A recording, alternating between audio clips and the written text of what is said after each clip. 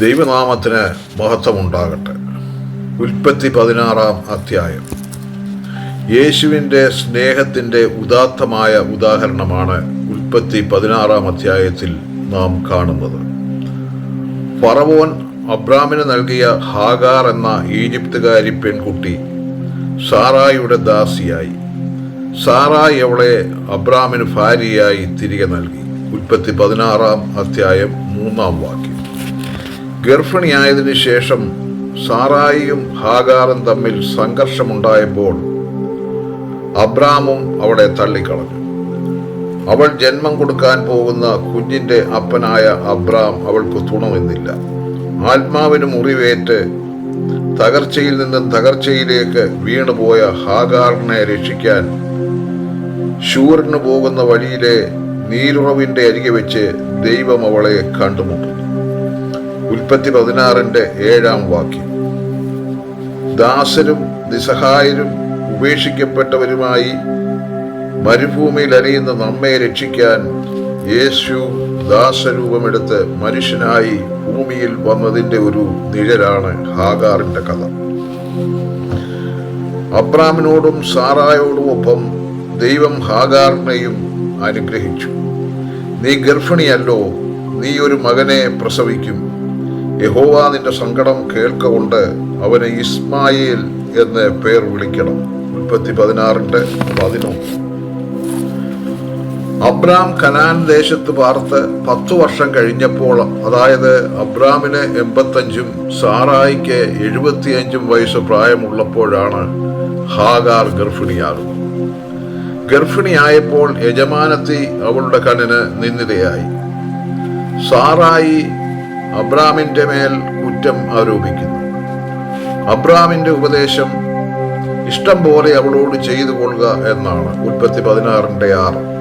അതിൻ പ്രകാരം സാറായി അവളോട് ക്രൂരത കാട്ടുന്നു. കാഠിന്യം അസഹനീയമാവുകയും ഒരാളും തുണയില്ലാത്ത അവസ്ഥ ഉണ്ടാകുകയും ചെയ്തപ്പോൾ ഹാഗാർ വീട് വിട്ട് ഓടിപ്പോകുന്നു.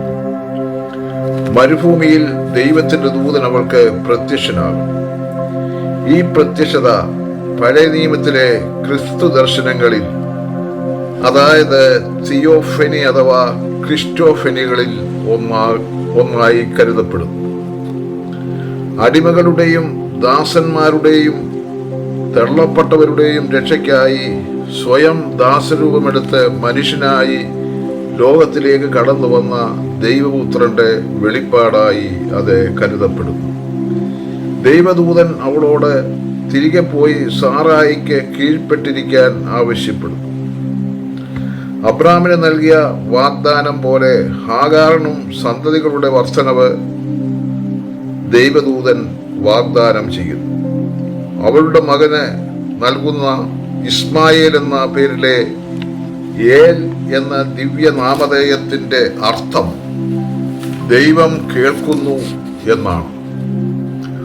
ഉൽപ്പത്തി 27-ാം അധ്യായത്തിൽ ഇസഹാക്ക് ഏശാവിന് നൽകുന്ന അനുഗ്രഹത്തോടെ വളരെ സാമ്യമുള്ളതാണ് 16-ന്റെ 12-ാം വാക്യത്തിൽ കാണുന്ന അനുഗ്രഹം.